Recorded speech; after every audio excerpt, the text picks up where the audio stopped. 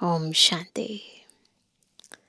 परमात्मा याद आत्मा को शक्तिशाली बनाती है, विकर्मों को विनाश करती है, पापों को दग्ध करती है, हमारे भीतर छिपे हुए गुणों को, ज्ञान को इमर्ज रूप में लेकर आती है।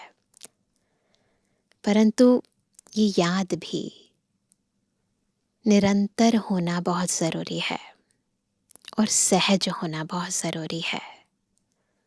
जब तक सहज याद, स्वतः याद, निरंतर याद नहीं है, तो याद से जो प्राप्तियां होती हैं, वो प्राप्तियों का वास्तविक अनुभव आत्मा कर नहीं पाती। याद होते हुए भी बीच बीच में विस्मृत हो जाने के कारण कुछ ना कुछ गफलतें होती रहती हैं और आत्मा स्मृति विस्मृति के चक्कर में आती रहती है। और इसी कश्मकशा में, इस युद्ध में ही बहुत सारा समय व्यर्थ जाता है। इसलिए बाबा रोज हमें कहते हैं, निरंतर स्वतः योगी बनो। आज की मुरली भी निरंतर योग युक्त रहने का हमें क्या फ़ायदा है, हमें गहराई से बता रही है। सुनते हैं प्यारे बाबा के मधुर महावाक्य। आज है 12 अगस्त 2026। बाबा के महावाक्य हैं, मीठे बच्चे, याद में रहने से अच्छी दशा बैठती है। अभी तुम्हारे पर बृहस्पति की दशा है, इसलिए तुम्हारी चढ़ती कला है। बृहस्पति की दशा बैठती है बच्चों पर अगर याद में रहते हैं तो। प्रश्न है, यदि योग पर पूरा अटेंशन नहीं है तो उसकी रिजल्ट क्या होती? निरंतर याद में रहने की युक्तियां क्या है? ध्यान से सुनेंगे सभी। सब चाहते हैं कि निरंतर याद में रहें, तरीका क्या है? उत्तर है, अगर योग पर पूरा अटेंशन नहीं है तो चलते चलते माया की प्रवेशता हो जाती है, गिर पड़ते हैं। दूसरा, देह अभिमानी बन अनेक भूलें करते रहते हैं। माया उल्टे कर्म कराती रहती है, पतित बना देती है। निरंतर याद में रहने के लिए मुख में मुहल्ला डाल दो, चुप, है ना? क्रोध नहीं करो, देह सहित सब कुछ बोल, देह सहित सब कुछ भूल, मैं आत्मा परमात्मा का बच्चा हूं। यह अभ्यास करो। योग बल से क्या क्या प्राप्तियां होती हैं, उन्हें स्मृति में रखो। आज का गीत है ओम नमो शिवाय।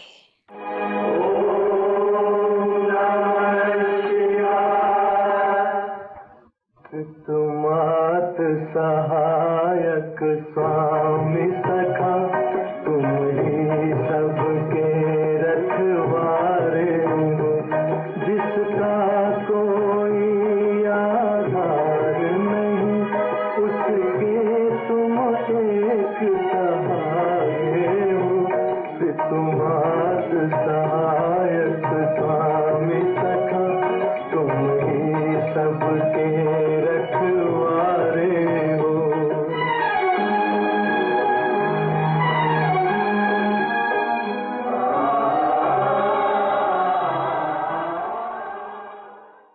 ओम शांति। मीठे मीठे रूहानी बच्चों ने अपने रूहानी बाप शिव बाबा की महिमा सुनी। जब पाप बढ़ते हैं, अर्थात मनुष्य पापात्माएं बन जाते हैं, तभी पतित पावन बाप आते हैं, आकर के पतितों को पावन बनाते हैं। उस बेहद के बाप की ही महिमा है। उसको वृक्षपति भी कहा जाता है। इस समय बेहद के बाप द्वारा बेहद की दशा बृहस्पति की तुम पर बैठी हुई है। खास और आम 2 अक्षर होते हैं ना। कुछ लोगों पर खास दशा बैठी है, कुछ पर आम बैठी है, तो 2 बातें हैं ना। इनका भी अर्थ यहाँ ही सिद्ध होता है। बृहस्पति की दशा से खास भारत जीवन मुक्त बन जाता है। अर्थात अपना स्वराज्य पद पाते हैं। भारत यानी भारतवासी, जो मूल भारतवासी हैं, जो आदि सनातन देवी देवता धर्म की आत्माएं हैं, तो वो तो अपना स्वराज्य पद पाते हैं, क्योंकि सच्चा बाप जो है, जिसको ट्रुथ कहते हैं, वह आकर हमको नर से नारायण बनाते हैं। बाकी जो है वह नंबरवार अपने अपने धर्म के सेक्शन में जाकर बैठेंगे और आएंगे भी नंबरवार। कलयुग अंत तक आते रहते हैं। हर एक आत्मा को अपने अपने धर्म में अपना अपना पाठ मिला हुआ है। राजाई में राजा से लेकर प्रजा तक सबको अपना अपना पाठ मिला हुआ है। नाटक है भी राजा से लेकर प्रजा तक, सबको अपना अपना पाठ बजाना होता है। अब बच्चे जानते हैं हमारे ऊपर अभी बृहस्पति की दशा बैठी है।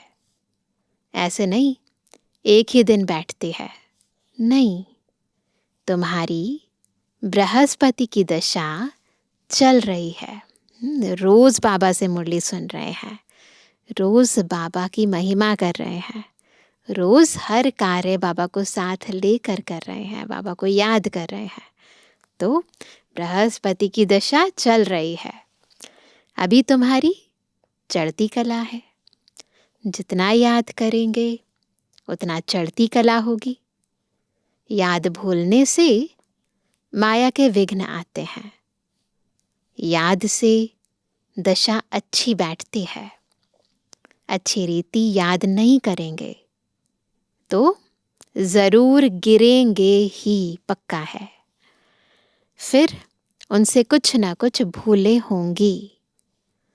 बाबा ने समझाया है ड्रामानुसार सब धर्म वाले जो भी हैं, 1-2 के पिछाड़ी पाठ बजाने के लिए आते हैं। जैसे जैसे उनका टाइम होता है, वो आत्माएं परमधाम से आती हैं, सृष्टि रंगमंच पर पाठ बजाते हैं। बच्चे जानते हैं स्वर्ग की दशा अर्थात जीवन मुक्ति की दशा अब हमारे ऊपर बैठी है। यह ड्रामा का चक्र कैसे फिरता है, इसको भी डिटेल में समझना है। यह सृष्टि ड्रामा का चक्र खास भारत पर बना हुआ है। बाप भी भारत में ही आते हैं। गाया हुआ है आश्चर्यवत सुनंती कथंती भागंती। चलते चलते माया की प्रवेशता होने के कारण गिर जाते हैं। होती तो हमारी कमियां है ना। बाबा कह देते हैं कि माया प्रवेश हो गई, परंतु माया को प्रवेश कराने के निमित्त तो हम ही है ना। तो बाबा कहते हैं पूरा अटेंशन नहीं देते हैं योग पर, कमी अपनी है ना। फिर बाप आकर संजीवनी बूटी देते हैं, अर्थात सुरजीत करने वाली बूटी देते हैं। हनुमान भी तुम हो, किसी को निमित्त बनाते हैं ना याद दिलाने के लिए। बाप ने समझाया है इस समय रावण को भगाने के लिए यह बूटी सुंघा देता हूँ। कौन सी बूटी है? बाबा को याद करो। बाप तुमको सब सत्य बातें बताते हैं। सत्य है ही एक बाप जो आकर तुमको सत्यनारायण की कथा सुनाए सतयुग की स्थापना करते हैं। इनको कहा ही जाता है ट्रुथ, सत्य बतलाने वाला। कहते हैं ना, God is truth, truth is God. तुमको कहते हैं तुम शास्त्रों को मानते हो, तो क्या बोलेंगे? बोलो, हाँ, हम शास्त्रों को क्यों नहीं मानते हैं? जानते हैं यह सब भक्ति मार्ग के शास्त्र हैं। यह तो हम मानते हैं। ज्ञान और भक्ति दो चीज है। जब ज्ञान मिलता है फिर भक्ति की क्या दरकार है? भक्ति माना उतरती कला, ज्ञान माना चढ़ती कला। इस समय भक्ति चल रही है। अभी हमको ज्ञान मिला है जिससे सद्गति होती है। भक्तों की रक्षा करने वाला एक ही भगवान है। रक्षा दुश्मन से की जाती है ना। बाप कहते हैं, मैं आकर तुम्हारी रावण से रक्षा करता हूं। देखते हो ना, रावण से कैसे रक्षा होती है। इस रावण पर जीत पानी है। बाप समझाते हैं, मीठे बच्चे, इस रावण ने तुमको तमु प्रधान बनाया है। सतयुग को कहा जाता है सतु प्रधान स्वर्ग। फिर कला कम होती जाती है। अंत में जब बिल्कुल ही देह अभिमान में आ जाते हैं तो पतित बन जाते हैं। नया मकान बनता है। मास के बाद अथवा 6 मास के बाद कुछ ना कुछ कला कम हो जाती है। हर वर्ष मकान को पोछी लगाते हैं, वाइट वॉश कराते हैं ना। कला तो कम होती जाती है ना। क्वालिटी तो डाउन होती है ना। हर चीज़ नए से पुरानी होती है। तो नई से पुरानी, पुरानी से फिर नई, यह शुरू से लेकर हर चीज़ का होता आया है। नई से पुरानी, पुरानी से फिर नई, फिर पुरानी, ये साइकिल चलती रहती है। समझा जाता है यह मकान 100-150 वर्ष तक चलेगा। आजकल के मकान नहीं चलते, पुराने ज़माने के चलते थे। बाप समझाते हैं सतयुग कहा जाता है नई दुनिया से। फिर त्रेता 25% कम कहेंगे क्योंकि थोड़ा पुराना हो जाता है। वह है चंद्रवंशी। उनकी निशानी देते हैं क्षत्रिय, क्योंकि नई दुनिया के लायक नहीं बने तो धनुष बाण दिखा देते हैं हाथ में, क्योंकि क्षत्रिय थे, युद्ध करते करते शरीर छोड़ा, इसलिए कम पोजीशन हो गया। सब चाहते हैं कृष्णपुरी में जाएं, ऐसे थोड़ी कभी कहते रामपुरी जाएं। सब कृष्णपुरी के लिए कहते हैं। गाते भी हैं ना, चलो वृंदावन भजो राधे गोविंद। वृंदावन की बात है ना। अयोध्या के लिए नहीं कहेंगे, चलो वृंदावन कहेंगे, चलो अयोध्या नहीं कहेंगे ना। तो बाबा कहते हैं श्री कृष्ण के ऊपर सबका बहुत प्यार रहता है। श्री कृष्ण को बहुत प्यार से याद करते हैं। श्री कृष्ण को देखते हैं तो कहते हैं इन जैसा पति मिले, इन जैसा बच्चा मिले, इन जैसा भाई मिले। सेंसिबल बच्चे अथवा बच्चियां जो होते हैं वह श्री कृष्ण की मूर्ति सामने रखते हैं कि इन जैसा बच्चा मिले। अक्सर ऐसा होता है कि वो चाहते हैं कि इन जैसा बच्चा मिले तो उसके सामने उनकी मूर्ति या तस्वीर रख देते हैं। तो बाबा कहते हैं श्री कृष्ण के प्यार में बहुत रहते हैं ना। सब चाहते हैं कृष्णपुरी। अभी तो है, अगर चाहते हैं कृष्णपुरी तो इसका मतलब ये है अभी तो है कंसपुरी, रावण की पुरी।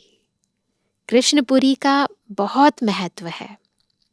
श्री कृष्ण को सब याद करते हैं। तब बाप कहते हैं, तुम इतना समय याद करते आए हो, अब कृष्णपुरी में जाने का पुरुषार्थ करो।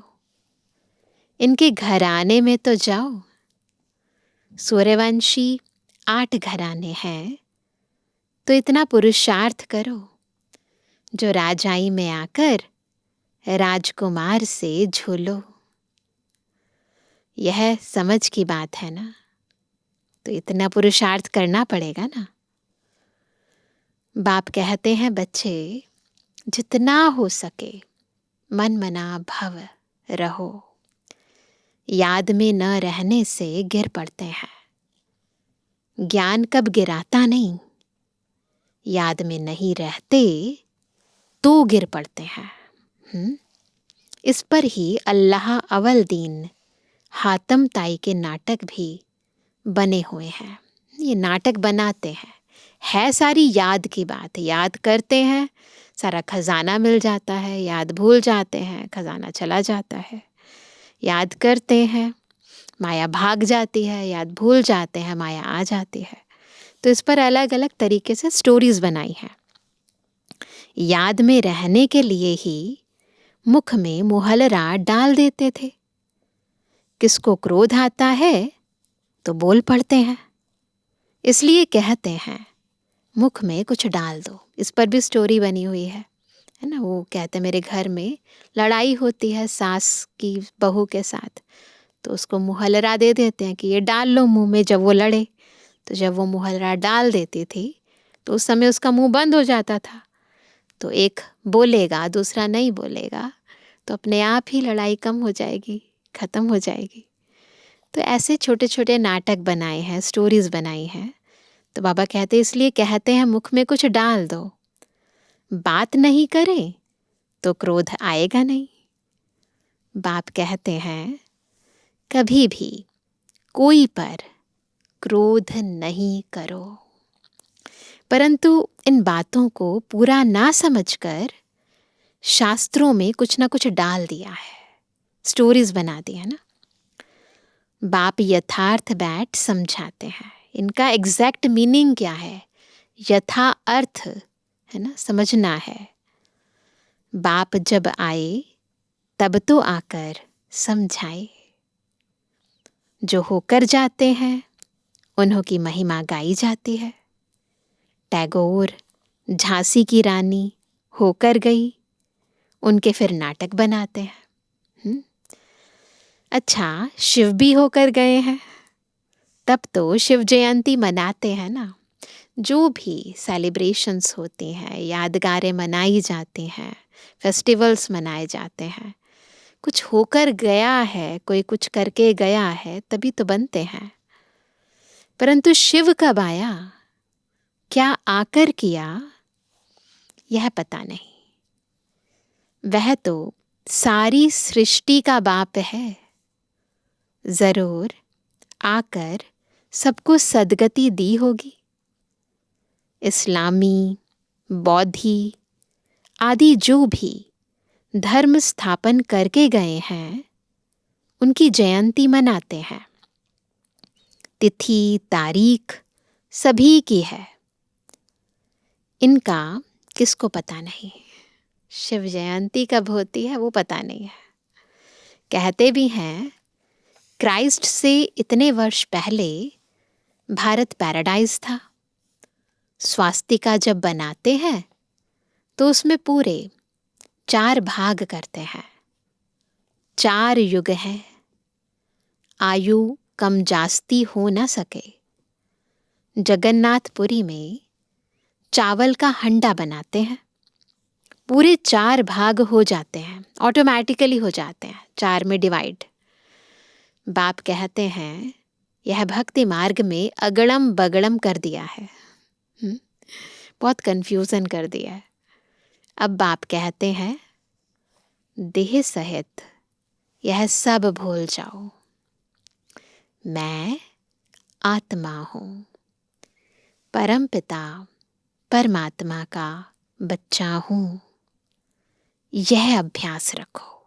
बस बार बार ये अभ्यास रखो। बाबा स्वर्ग का रचयिता है, तो ज़रूर हमको स्वर्ग में भेजा होगा, नरक में तो नहीं भेजेंगे। बाप किसको भी नरक में नहीं भेजते हैं। पहले पहले सब सुख भोगते हैं। कोई भी आत्मा परमधाम से आती है, किसी भी युग में आए, है ना, जब ऊपर से आएगी तो पवित्र आत्मा होगी। कोई विकर्म तो किए नहीं है, इसलिए पहले जन्म में शुरू में तो सुख ही भोगती है। पहले सुख पीछे दुख। बाप तो सबका दुख हरता सुख करता है ना। आत्मा पहले सुख फिर दुख देखती है। विवेक भी कहता है, बुद्धि भी क्या कहती है, हम पहले सतो प्रधान फिर सतो रजो तमो में आते हैं। हर चीज ऐसे ही होती है। मनुष्य भी समझते हैं, विलायत वाले सेंसिबल हैं। वहाँ तो बॉम्ब्स ऐसे बनाते हैं जो फट से खलास हो जाएंगे, है ना। जैसे आजकल मुर्दे को बिजली पर फट से खत्म कर देते हैं, ऐसे बॉम्ब्स फेंकने से आग लग जाती है, तो मनुष्य भी झट खत्म हो जाएंगे। भंभोर को आग लगनी है। तूफान ऐसे आते जो गांव के गांव खत्म हो जाते हैं। फिर उस समय ऐसा कोई प्रबंध नहीं रहता जो बचाव कर सके। विनाश तो होना ही है। पुरानी दुनिया खत्म होनी है। गीता में भी वर्णन है। बाप ने समझाया, यूरोपवासी बॉम्ब्स ऐसे छोड़ेंगे जो पता भी नहीं पड़ेगा। तुम बच्चे जानते हो, कल्प पहले भी विनाश हुआ था। जानते हैं ना, इसलिए कोई भी चीज नई नहीं है, अब भी होने वाला है। तुम भी कल्प पहले मुआफिक पढ़ रहे हो। धीरे धीरे झाड़ वृद्धि को पाता रहेगा। ब्राह्मण आत्माओं का भी झाड़ बढ़ता जा रहा है। वृद्धि होते होते फिर स्थापना हो जाती है। माया के तूफान बहुत अच्छे अच्छे फूलों को भी गिरा देते हैं। एक तरफ वृद्धि होती है, फिर कुछ छटनी भी हो जाती है। योग में पूरा नहीं रहते हैं तो फिर माया विघ्न डालती है। बाप का बच्चा बन पवित्रता की प्रतिज्ञा कर, फिर अगर विकार में गिरते हैं तो नाम बदनाम कर देंगे। फिर धक्का बहुत जोर से आ जाता है। बाप कहते हैं, यह काम की चोट कभी नहीं खाना। बच्चे जानते हैं, यहाँ रक्त की नदियां बहनी है। सतयुग में दूध की नदियां बहती हैं। वह है नई दुनिया, यह है पुरानी दुनिया। कलयुग में देखो क्या है। नई दुनिया के वैभव तो देखो। हम संगम पर हैं, एक तरफ कलयुग को देखते हैं, दूसरी तरफ बाबा सतयुग के नज़ारे दिखाता है। तो देखो, यहाँ तो कुछ भी है नहीं। बच्चियां साक्षात्कार में जाकर देख कर आती हैं। सूक्ष्म वतन में शुभी रस पिया, यह किया, वह सब साक्षात्कार होते हैं। तो बाबा के टाइम तो संदेशियाँ जाती थी, संदेश लेकर आती थी और सूक्ष्म वतन में जाकर सतयुग के नज़ारा देख कर आती थी, सारा समाचार सुनाती थी। अभी तो आज के ज़माने में वो समाचार तो हैं पुराने, परंतु साथ साथ अभी तो AI आ गया है, तो उससे सतयुग के नज़ारे वैसे ही देख लेते हैं। तो बाबा कहते बतलाते हैं, हम मूल वतन में जाते हैं। बाबा वैकुंठ में भेज देते हैं। यह सब साक्षात्कार आदि की ड्रामा में नोंद है। इनसे कुछ मिलता नहीं है। जाते हैं, देख कर आते हैं, एंटरटेनमेंट की तरह है, परंतु कुछ मिलता नहीं आत्मा को। बहुत बच्चियां सूक्ष्म वतन में जाती थी, शुभिरस आदि पीती थी, आज है नहीं, है ना। तो मेजॉरिटी इस ज्ञान में चलने का आधार है बाबा की याद, ईश्वरीय ज्ञान की धारणा, है ना, सेवा। बाकी ध्यान में जाना, दीदार करना, इससे आत्मा की उन्नति नहीं होती, फिर टूट जाते हैं क्योंकि आत्मा कमज़ोर रह जाती है। अच्छे अच्छे फर्स्ट क्लास बच्चे गुम हो गए। बहुत ध्यान दीदार में जाने वालों ने जाकर शादी की। वंडर लगता है माया कैसी है, तकदीर कैसे उलट पलट जाती है। बहुतों ने अच्छे अच्छे पाठ बजाए, बहुत मदद भी की आईवेल में, तो भी आज है नहीं।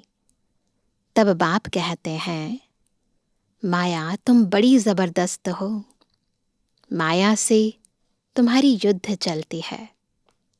इसको कहा जाता है योग बल की लड़ाई। यहाँ बाहुबल की बात नहीं है, योग बल की लड़ाई है। हम योग लगाना चाहते हैं, माया लगाने नहीं देती। योग बल से क्या प्राप्ति होती है यह किसको पता नहीं है। योग बल ही नहीं है ना, तो प्राप्ति क्या होती है वो भी पता नहीं है। सिर्फ भारत का प्राचीन योग कहते हैं। मीठे मीठे बच्चों को योग के लिए समझाया जाता है। प्राचीन राजयोग गाया हुआ है। जो भी फिलॉसफर आदि हैं, यह स्पिरिचुअल नॉलेज तो कोई में है नहीं।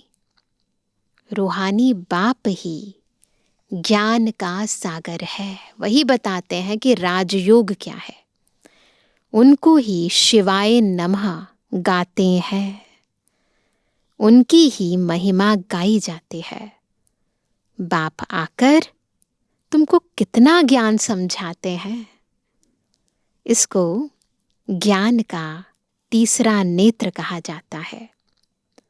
और कोई की ताकत नहीं जो अपने को त्रिकालदर्शी कह सके।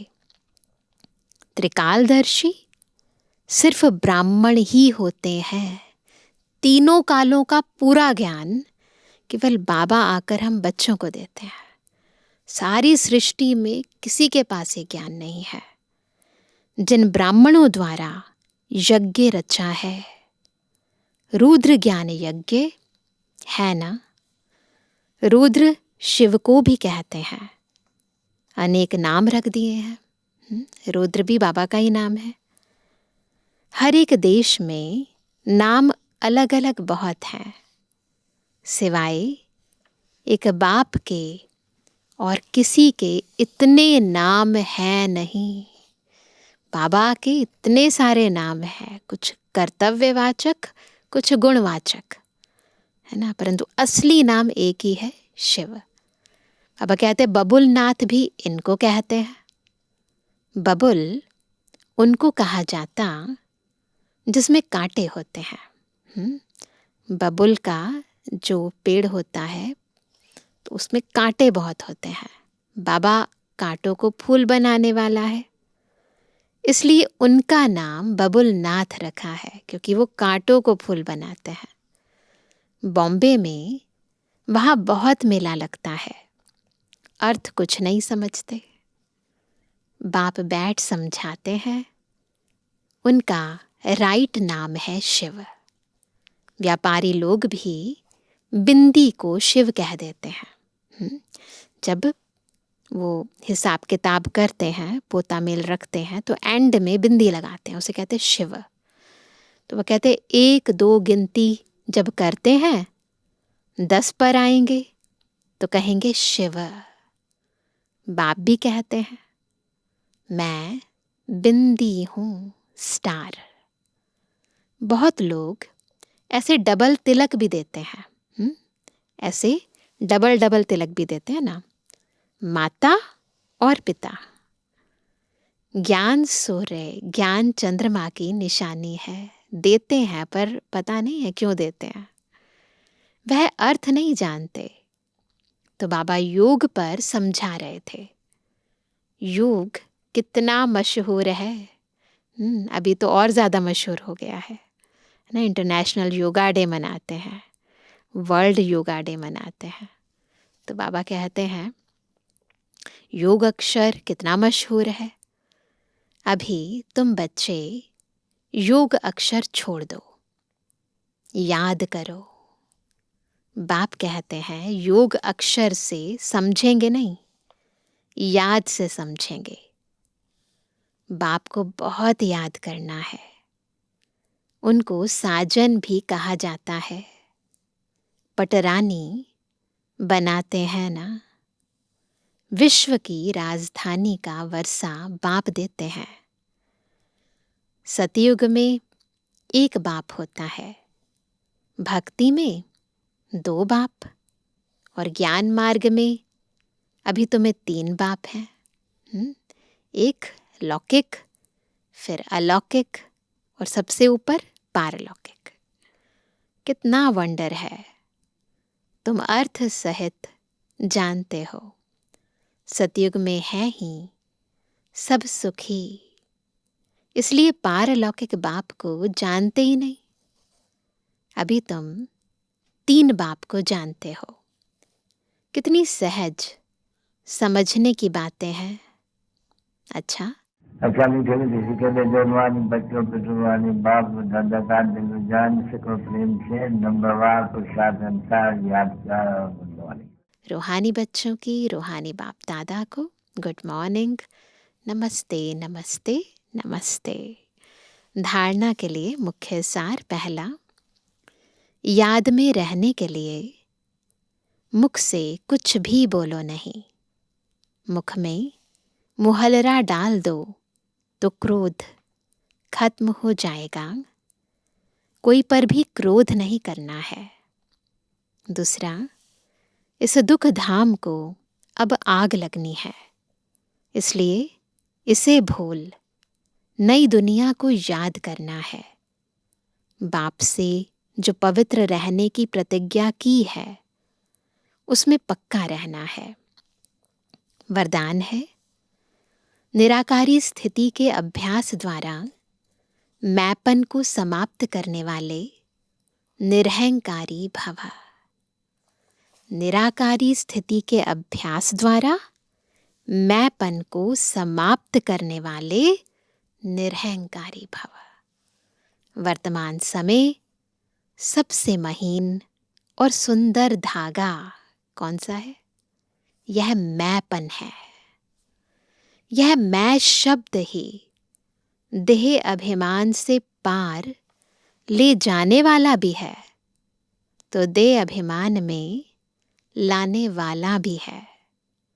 जब मैपन उल्टे रूप में आता है, तो बाप का प्यारा बनने के बजाय कोई ना कोई आत्मा का नाम मान शान का प्यारा बना देता है।